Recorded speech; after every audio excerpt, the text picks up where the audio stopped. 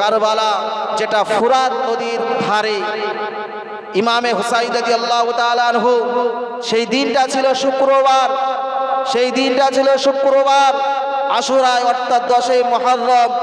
শুক্রবার যেহেতু জুমার নামাজ আছে, সেই জুমার নামাজ সালাত আদায় করার জন্য তাবু গাড়লেন এবং সমর্থকদেরকে নিয়ে 2 রাকাত জুমার নামাজ আদায় করবেন বলে তিনি তৈরি নিলেন। এমনকি নামাজে দাঁড়িয়েও গেল। যে উবাইদুল্লাহ ইবনে জিয়াদ 5000 সেনাবাহিনী পাঠিয়ে মোকাবেলা করার জন্য পাঠিয়েছিল, সেরকম 5000 মানুষও পেছনে ইক্তেদা করে নামাজ আদায় করেছিল।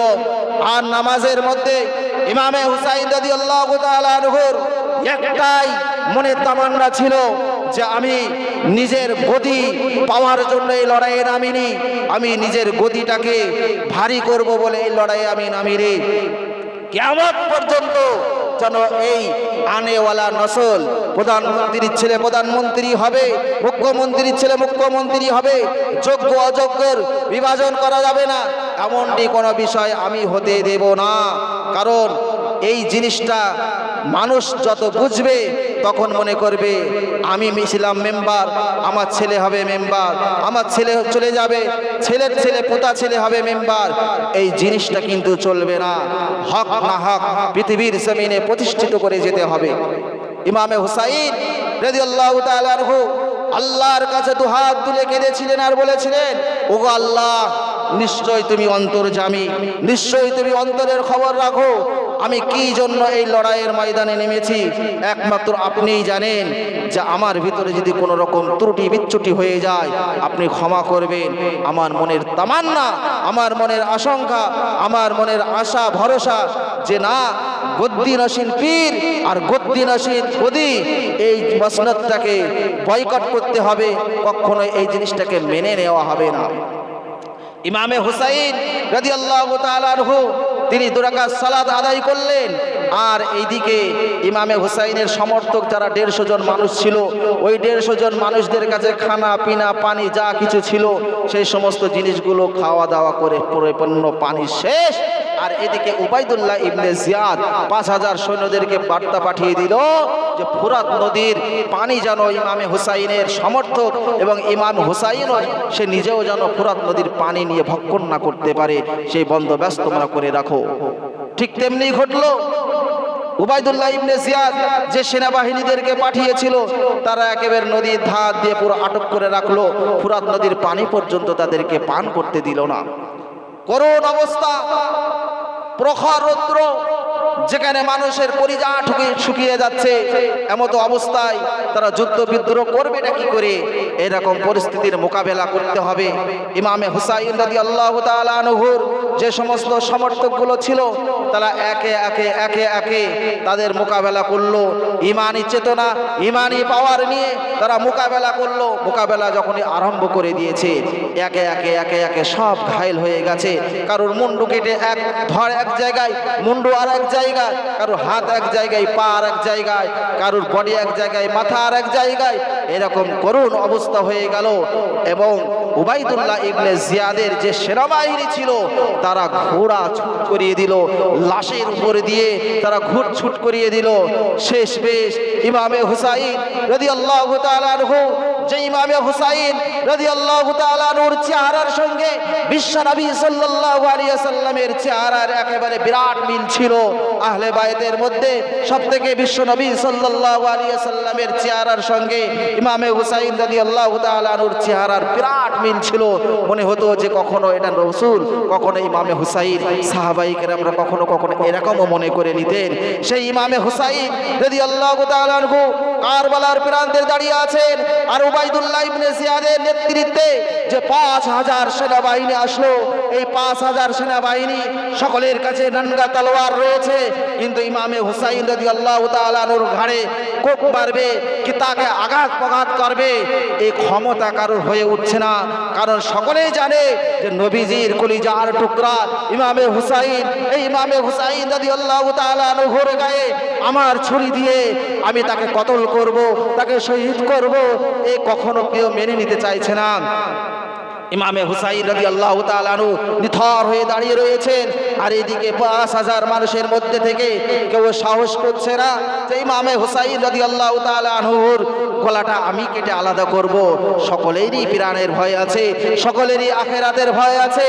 ততটুকু ভয় যে ইমামে হুসাইন রাদিয়াল্লাহু তাআলা আনহুর মাথা আমার ছুরি দিয়ে আঘাত হয়ে কেটে চলে যাবে, এটা কখনোই মেনে নিতে পারছে না। শেষমেশ শিমার এবং সিনান এই দুই ব্যক্তি উবাইদুল্লাহ ইবনে জিয়াদের নেতৃত্বে ইনারা দুজনা মিলে ইমামে হুসাইন রাদিয়াল্লাহু তাআলা আনহুর মাথাটাকে আলাদা করে দিল। ইমামে হুসাইন রাদিয়াল্লাহু তাআলা আনহুর মাথা যখন আলাদা হয়ে গেল, উবাইদুল্লাহ ইবনে জিয়াদ তখন নিজের রাজে আছেন, আর এইদিকে শিমার এবং সিনান ইমামে হুসাইন রাদিয়াল্লাহু তাআলা আনহুর মাথাটা নিয়ে একটা খাঞ্চার উপরে রেখে উবাইদুল্লাহ ইবনে জিয়াদ কুফায় যেখানে আছেন ওর একটা মসজিদ আছে, ওই মসজিদের বারান্দায় খাঞ্চার উপরে ইমামে হুসাইন রাদিয়াল্লাহু তাআলা আনহুর মাথাটা রেখে দিলেন। উবাইদুল্লাহ ইবনে জিয়াদ একটা হাতে ছড়ি নিয়ে ইমামে হুসাইনের নাকের মধ্যে একবার সুড়সুড়ি দেয়, কানের মধ্যে একবার সুড়সুড়ি দেয়। আর ওই জায়গায় দাঁড়িয়েছিল হযরতে আনাস রাদিয়াল্লাহু তাআলা আনহু, যিনি বিশ্ব নবী সাল্লাল্লাহু আলাইহি ওয়াসাল্লামের 10 বছর খেদমত করেছিলেন। আমরা সকলেই জানি যে হযরতে আনাস রাদিয়াল্লাহু তাআলা আনহু বিশ্ব নবীর খাদিম ছিলেন। তিনি উবাইদুল্লাহ ইবনে জিয়াদকে বলেছিল যে আপনি দেশের গভর্নর হতে পারেন, ইমামে হুসাইন রাদিয়াল্লাহু তাআলা আনহুর মাথা নিয়ে যে আপনি ব্যঙ্গ বিদ্রুপ করছেন, যেভাবে ছড়ি নিয়ে নাকের মধ্যে ঢোকাচ্ছেন, কানের মধ্যে ঢোকাচ্ছেন, ঠাট্টা বিদ্রুপ করছেন, শুনে রাখুন কামা তাদিরু তুদার, যে যেরকম করবে তার সঙ্গে তার তেমনটি ঘটনা ঘটবে। আপনি কথাটা খেয়াল রাখবেন, কারণ আপনি কার মাথায় কার চেহারার নাকের ভিতরে ছড়ি ঢুকাচ্ছেন এই জ্ঞানটুকু আপনার আছে যে হুসাইন রাদিয়াল্লাহু তাআলা আনহুর চেহারা ছবির সঙ্গে বিশ্বনবী সাল্লাল্লাহু আলাইহি ওয়াসাল্লামের চেহারার মিল ছিল, আর সেই ইমামে হুসাইনের চেহারায় আপনি ব্যঙ্গ বিদ্রুপ করছেন। কথাটা মনে রাখুন, আপনি আজকের এই ইমামে হুসাইনের সঙ্গে যে ব্যবহারটা করছেন, যে আচরণটা করছেন, আপনার সঙ্গেও কিন্তু এই আচরণ একদিন না একদিন করা হবে। ঠিক তেমনটি ঘটলো। হযরত আনাস রাদিয়াল্লাহু তাআলা আনহু বর্ণনা করছেন হাদিসটি যে মুখতার সাকাফি রাদিয়াল্লাহু তাআলা আনহু তিনিও বিশ্বনবী সাল্লাল্লাহু আলাইহি ওয়াসাল্লামের একজন সাহাবী। তিনি তার রাজত্বকালে এই উবাইদুল্লাহ ইবনে জিয়াদের মাথাটা কেটে নিয়ে এইরকম ভাবে সারিবদ্ধভাবে রেখেছে, তার সাঙ্গপাঙ্গদেরকেও এরকম মাথা কেটে সারিবদ্ধভাবে রেখেছে। আল্লাহ পাক রব্বুল আলামিনের তরফ থেকে একটা সাপ, বিষেদার সাপ এসে প্রত্যেকটা মাথা চেক করে করে শুকে ওই যে উবাইদুল্লাহ ইবনে জিয়াদ যে ইমামে হুসাইনের নাকের মধ্যে কাঠি ঢুকিয়ে দিয়ে, কানের মধ্যে কাঠি ঢুকিয়ে দিয়ে ব্যঙ্গ বিদ্রুপ করেছিল, ওই সেই উবাইদুল্লাহ ইবনে জিয়াদের মাথা যখন কাটা পড়ে আছে, আল্লাহ পাক রব্বুল আলামিনের তরফ থেকে একটা সাপ এসে সমস্ত মাথাগুলো শুকে চেক করে করে ওই উবাইদুল্লাহ ইবনে জিয়াদের নাকের মধ্যে ঢুকে গেছে, অপর নাকের ফুটো দিয়ে বার হচ্ছে, কানের মধ্যে ঢুকে যাচ্ছে, অপর কান দিয়ে বার হয়ে যাচ্ছে। হযরতে আনাস রাদিয়াল্লাহু তাআলা আনহু বর্ণনা করছেন যে আমার ওই দিনকার কথা মনে পড়ে যায় যেদিন ইমামে হুসাইন রাদিয়াল্লাহু তাআলা আনহুর মাথাটা কাটা হয়েছিল। সেদিন এই উবাইদুল্লাহ ইবনে জিয়াদ এরকম ভাবে ব্যঙ্গ বিদ্রুপ করেছিল। আজকের তারই প্রতিফল আল্লাহ পাক রব্বুল আলামিনের তরফ থেকে বিষেদার সাপ এসে তার নাকের মধ্যে ঢুকছে, তার কানের মধ্যে ঢুকছে। এই জন্য আরবি একটা প্রবাদ বাক্য আছে যে জৈসা করনা ওইসা ভরনা কামা তাদিরু তুদার, তুমি যেমনটি করবে তোমার সঙ্গে তেমনটি করা হবে। ইমামে হুসাইন রাদিয়াল্লাহু তাআলা আনহু তিনি বিশ্বনবী সাল্লাল্লাহু আলাইহি ওয়াসাল্লামের কলিজার টুকরা নাতি একদিন উম্মে জামিল আবু লাহাবের স্ত্রী, সরি বলা ভুল হয়ে যাচ্ছে, ইবনে আব্বাস রাদিয়াল্লাহু তাআলা আনহুমার আম্মা জান বিশ্বনবী সাল্লাল্লাহু আলাইহি ওয়াসাল্লামের চাচিমা, তিনি স্বপ্নের মধ্যে দেখছে যেন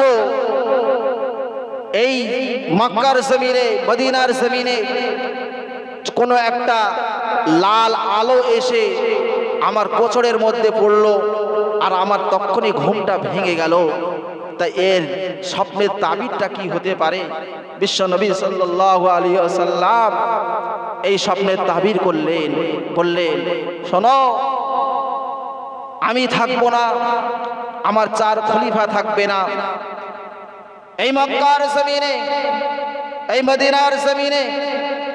আমার কলিজার টুকরা ইমামে হুসাইন রাদিয়াল্লাহু তাআলা আনহু অবস্থান করবেন, কিন্তু তিনি এমন একটা নদীর তীরে, আল্লাহ রাসূল সাল্লাল্লাহু আলাইহি সাল্লাম ভবিষ্যৎবাণী করে গিয়েছিলেন যে এমন একটা নদীর তীরে আমার কলিজার টুকরা ইমামে হুসাইন রাদিয়াল্লাহু তাআলা আনহুকে শহীদ করা হবে, না হক ভাবে তারা শহীদ করবে, তারই কিছু ছিটে ফোটা গন্ধ তোমার স্বপ্নের মধ্যে দেখানো হয়েছে। ইমামে হুসাইন রাদিয়াল্লাহু তাআলা আনহু বিশ্বনবী সাল্লাল্লাহু আলাইহি ওয়াসাল্লামের কলিজার টুকরা, বিশ্বনবী সাল্লাল্লাহু আলাইহি ওয়াসাল্লাম যখন কখনো মসজিদে নববীতে নামাজ পড়তেন, তাই ইমামে হাসান এবং হুসাইন রাদিয়াল্লাহু তাআলা আনহুমা 2 ভাই গিয়ে বিশ্বনবী সাল্লাল্লাহু আলাইহি ওয়াসাল্লামের একেবারে পিঠের উপরে চড়ে বসতেন আর বলতেন ঘোড়া ছুট, ঘোড়া ছুট, ঘোড়া ছুট। বিশ্বনবী সাল্লাল্লাহু আলাইহি ওয়াসাল্লাম যাকে কেন্দ্র করে तमाम গোটা বিশ্বটাকে আল্লাহ পাক রব্বুল আলামিন সাজিয়েছেন, 7 তবক আসমান, 7 তবক জমিন। আমি আপনি যে আল্লাহ পাকের অশেষ নিয়ামত সমূহকে ভক্ষণ করি, সব কিছু বিশ্বনবী সাল্লাল্লাহু আলাইহি ওয়াসাল্লামকে কেন্দ্র করে আল্লাহ পাক পাঠিয়েছেন। সেই নবীজির পিঠের উপরে উঠে ইমামে হুসাইন রাদিয়াল্লাহু তাআলা আনহু যখন ঘোড়া ছুট ফুল কাঁদতো, তখন বিশ্বনবী সাল্লাল্লাহু আলাইহি সাল্লামের নামাজের ব্যাঘাত ঘটে যেত। কিন্তু ইমামে হুসাইন রাদিয়াল্লাহু তাআলা আনহু যেহেতু নবীজির নাতি, কলিজার টুকরা, আল্লাহ রাসূল সাল্লাল্লাহু আলাইহি সাল্লাম সব কিছুকে সামনে নিতেন, মেনে নিতেন যে না, অবুঝ বাচ্চা মানুষ, বোঝে না, হয়তো নানার কাছে আদর করে পিঠের উপরে চড়ে বসেছে। যে হুসাইন রাদিয়াল্লাহু তাআলা আনহুর সংস্পর্শে আল্লাহ রাসূল সাল্লাল্লাহু আলাইহি সাল্লামের রক্ত মিলে আছে, যে ইমাম হুসাইন রাদিয়াল্লাহু তাআলা আনহুর বুকের সঙ্গে বিশ্বনবী সাল্লাল্লাহু আলাইহি সাল্লামের সিনা মুবারক লুকিয়ে আছে, যে ইমাম হুসাইন রাদিয়াল্লাহু তাআলা আনহুর শরীরের ভিতরে বিশ্বনবী সাল্লাল্লাহু আলাইহি সাল্লামের লআব অর্থাৎ মুখের চুমু লুকিয়ে আছে, সেই ইমামে হুসাইন রাদিয়াল্লাহু তাআলা আনহুর সঙ্গে যে সাবাগা দল, অর্থাৎ আমরা এখন বর্তমান যাদেরকে শিয়া হিসেবে জানি, শিয়া, তারা তো বড় ইমামে হুসাইনের মহব্বতের জন্য বুকে ছুরি চালায়, পিঠে ছুরি চালায়, আর শরীর থেকে রক্ত খনন করে আর বলে আমরা আলীর পাগল, আমরা ইমামে হুসাইনের পাগল। আরে তোরা যদি অতই পাগল হবি, তাহলে মুসলিম ইবনে আকিল রাদিয়াল্লাহু তাআলা আনহুর হাতে হাত দিয়ে 12,000 মানুষ তারা বায়াত গ্রহণ করেছিল।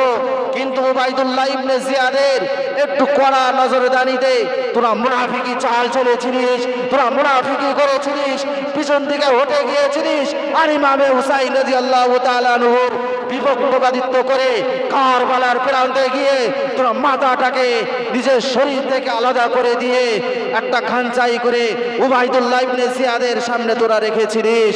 লজ্জা করা উচিত। আজকের চৌরাস্তায় দাঁড়িয়ে, আজকে রাস্তার উপরে দাঁড়িয়ে মাতাম করে শরীরের মধ্যে থেকে বেলট দিয়ে, ছুরি দিয়ে শরীরের মধ্যে তাজা রক্ত বার করে আর ইমামে হুসাইন রাদিয়াল্লাহু তাআলা আনহুর ভালোবাসার প্রমাণ দেখাতে চাস, কিন্তু না, পূর্বের ইতিহাসটাকে ভালো কর। তোদেরই মতন মুনাফিকি মানুষেরা ইমামে হুসাইন রাদিয়াল্লাহু তাআলা আনহুর ধড়টাকে আলাদা করেছিল। ঠিক কিনা বলেন? তারাই করেছিল। কিন্তু আজকে রে তাদের একেবারে গম্বুজ তৈরি করে, তাদের একেবারে রওজা তৈরি করে, আর কালো কাপড় পরে, আর ছোট শিশু বাচ্চাদেরকে সাজিয়ে দেয়, আর হাতের ফাঁকে ফাঁকে নতুন মাস্টার বেলেট ঢুকিয়ে দিয়ে বলে, যা বুকে হাই হোসেন, হাই হোসেন, হাই হাসান, হাই হাসান কর আর মাতম কর। এটা কি মহব্বতের পরিচয় না মুনাফিকের পরিচয়? কথাটা বলেন। সঠিক ইতিহাসটা জানতে হবে।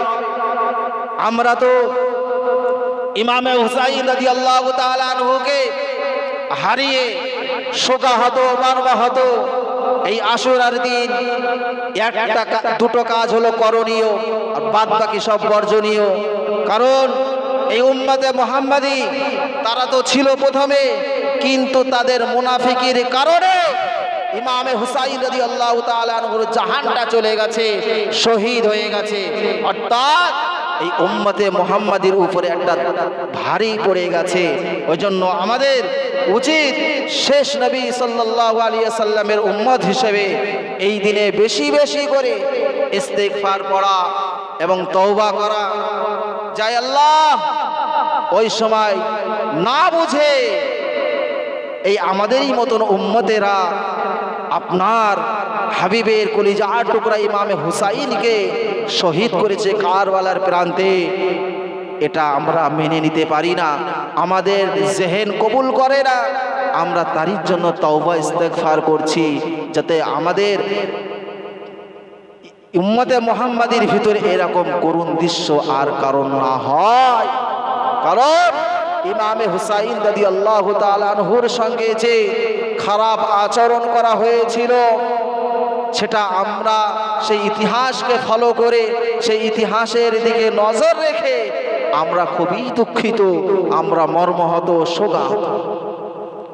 কিন্তু এই দিনে তওবা ইস্তেগফার করা বাদ দিয়ে শিয়া মুসলিম যারা আছে তারা চৌরাস্তায় দাঁড়িয়ে মায়েদেরকে, বোনেদেরকে নিয়ে, বাচ্চাদেরকে নিয়ে, শিশুদেরকে নিয়ে তারা মাতম করে, হাই হাসান, হাই হোসেন, হাই হাসান, হাই হোসেন।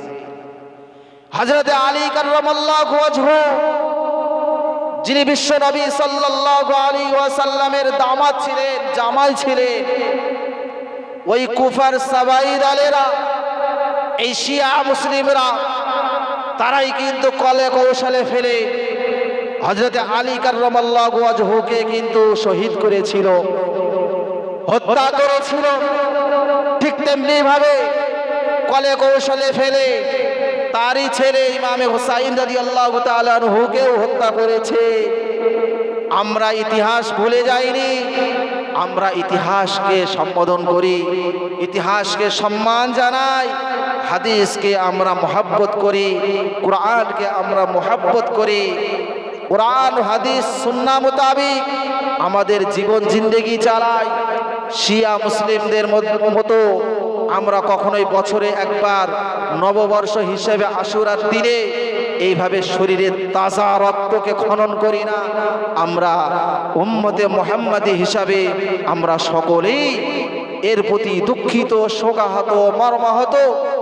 আমরা নিজেরাই ভারাক্রান্ত হৃদয় নিয়ে ইমামে হুসাইন রাদিয়াল্লাহু তাআলা আনহু অর্থাৎ আহলে বাইত নবীজি সাল্লাল্লাহু আলাইহি ওয়াসাল্লামের কলিজার টুকরা ইমামে হুসাইন রাদিয়াল্লাহু তাআলা আনহুর প্রতি আমাদের শ্রদ্ধা, আমাদের ভালোবাসা পূর্বেও ছিল, এখনো আছে, ইনশাআল্লাহ আগামীতেও থাকবে। কারণ ইমামে হুসাইন রাদিয়াল্লাহু তাআলা আনহু যিনি যুবকদের মধ্যে জান্নাতের সরদার হবে, ইমামে হাসান রাদিয়াল্লাহু তাআলা আনহু যুবকদের মধ্যে জান্নাতের সরদার হবে, তেমন একজন ব্যক্তিত্ব সম্পন্ন মানুষের ধড় আলাদা করে দেওয়াটা আমাদের কাছে খুবই দুঃখজনক বিষয়। এই জন্য আশুরার দিনে শিয়া মুসলিমদের মতো বেদাতি এবং নাজায়েজ পন্থায় কোনো কাজ আমরা করব না। কারণ আমাদের কোরআন ও সুন্নাহ মোতাবিক যে জিনিসটা আমরা কোরআন ও হাদিস থেকে তথ্য পাই, সেই তথ্যটুকু আমি আপনি আমল করার চেষ্টা করব ইনশাল্লাহ। করবো তো ইনশাল্লাহ? ইনশাল্লাহ। শুধু এটা নয়, খিচুড়ি খেয়ে নিলাম, জিলিপি খেয়ে নিলাম, কিয়াম সালাম করে নিলাম, মোহাব্বত এখানেই শেষ, এটা কিন্তু নয়। আহলে বাইতদের উপরে মোহাব্বত করতে হবে, ভক্তি রাখতে হবে। কারণ আপনি যে 5 ওয়াক্ত নামাজ পড়ছেন, এই 5 ওয়াক্ত নামাজের ভিতরে দরুদে ইব্রাহিম আমরা সকলেই জানি, পড়ি কি পড়ি না? আল্লাহুম্মা সাল্লি আলা মুহাম্মাদি ওয়া আলা আলি মুহাম্মাদ কামা সাল্লাইতা আলা ইব্রাহিম ওয়া আলা আলি ইব্রাহিম।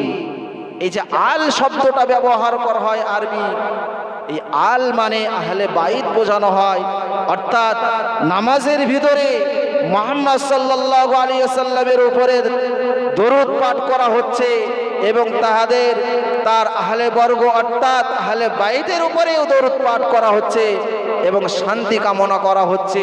সেই আহলে বাইত ইমামে হুসাইন রাদিয়াল্লাহু তাআলা আনহু তার মধ্যে আছে না নাই? বলেন, কথা বলেন, আছে। এই জন্য তানার যে আজকের ইতিহাস, এই ইতিহাস আমরা কখনোই ভুলে যাব না। এই দিনে আমরা বেশি বেশি করে তাওবা ইস্তেগফার করব, বেশি বেশি করে আল্লাহ পাক রব্বুল আলামিনের কাছে আমরা মাফি চাইব, ক্ষমা প্রার্থনা করব। আল্লাহ, এই দিনে এক কওম, এক গোষ্ঠী আপনার মহব্বতের একজনকে তুলে নিয়েছিল নির্মমভাবে, বিভিন্ন রকম অত্যাচার করে। তো আজকের তার প্রতি আমরা শোকাহত হয়ে আপনার কাছে ক্ষমা চাইছি। আল্লাহ, আমরা তো শেষ নবীর উম্মত, এই জন্য আমরা বেশি বেশি করে তাওবা ইস্তেগফার করব এবং ইমামে হুসাইন রাদিয়াল্লাহু তাআলা আনহুর মুহাব্বত, ভালোবাসা আমাদের অন্তরের ভিতরে যেমনটি রাখা দরকার তেমনটি রাখবো জায়েজ পন্থায়। এই গত বছরে আপনাদের এই পার্শ্ববর্তী এলাকা পাটকেলপোতা, এই পাটকেলপোতায় একটা বক্তা এসছে। সংক্ষেপে একটা কথা বলছি। একটা বক্তা এসেছিলেন, বক্তাটার নাম হলো আমিন উদ্দিন রেজবি। নাম শুনেছেন? আমিন উদ্দিন রেজবি। দেখবেন মানুষটা কালো করে, উপরে একটা কোটও পরে, অনেকে চেনেন। তো উনি জলসাতে এসছেন। আর ওই দিন আমার একটা প্রোগ্রাম ছিল মাগুরখালি, ওই মাকড়া টাকড়া আছে নাটাবেড়িয়া, ওই সাইডে আমার একটা প্রোগ্রাম ছিল। তো আমি প্রোগ্রাম ছেড়ে রাত 12টা তখন আমি আপনাদের এই রাস্তা ক্রস করছি। তা দেখলাম মাইকের আওয়াজ শুনতে পেলাম যে আমিন উদ্দিন রেজবি তিনি ওয়াজ করছে। তো আমি, ওখানকার ইমাম সাহেব আমার গ্রামেরই ছেলে, আমাকে স্টেজে ডাকছেন, তো আমি গেলাম না। তো আমি একেবারে সামনেই বসে গেলাম।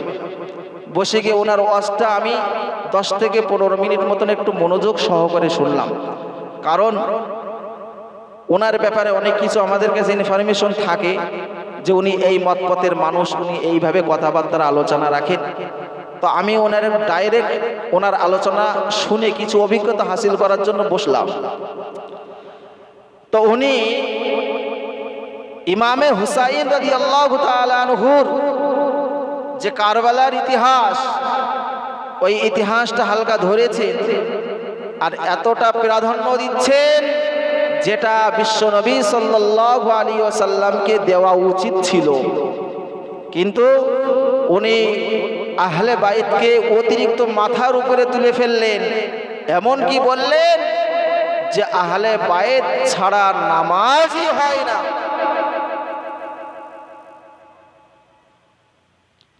আরো বিভিন্ন রকম কথাবার্তা গুলো বললেন, যে কথাগুলো কোরআন ও সুন্নাহ মোতাবেক নয় এবং তার বারখেলাফ কিছু কথাবার্তা বললেন। আর উনি নিজেও দাবি করলেন যে শিয়া মুসলিম যারা আছেন তারা এই বিষয়টা এইভাবে নেয় আর আমরা এইভাবে নিই। কিন্তু ওনার কথার মধ্যে গন্ধ পাওয়া গেল যে বিশ্বনবী সাল্লাল্লাহু আলাইহি ওয়াসাল্লাম একটা মর্যাদাপূর্ণ, তিনি আল্লাহ রসুল, সে মানুষটাকে সাইডে রেখে আহলে বাইত নিয়ে বিভিন্ন রকম মাতম করা শুরু করে দিলেন। আমি তার পরের দিন আমার মসজিদে মুসল্লিদেরকে বোঝালাম, দেখুন এই বর্তমান পরিস্থিতিতে নামধারী কিছু মুসলমান, নামধারী কিছু আলেম ওলামা আছে যারা আসে আর মানুষের ঈমানটাকে নষ্ট করে দিয়ে চলে যায়। আপনারা এই সমস্ত বক্তা থেকে বিরত থাকবেন, দূরে থাকবেন, কারণ আপনারা তো প্রকৃত ইতিহাস জানেন না। যে আলেম যেমন বলে সে আলেমের কথা আপনারা তেমনটাই শোনেন, কিন্তু যোগ্য আলেম আর যোগ্য মানুষের মুখ থেকে সম্পূর্ণ ইতিহাসটা বুঝবেন আর ব্রেন দিয়ে, আকল দিয়ে বিবেক বিবেচনা করবেন যে কোনটা সঠিক আর কোনটা ভুল। কারণ এমনও আলেম আছে আর এমনও বক্তা বর্তমান জগতে বার হয়েছে, কোন আকীদা কিভাবে সে মানে, সেই জিনিসটা সে কেমন ভাবে নেয় আর মজলিসের মানুষের ঈমানটাকে নষ্ট করে দিয়ে চলে যায়।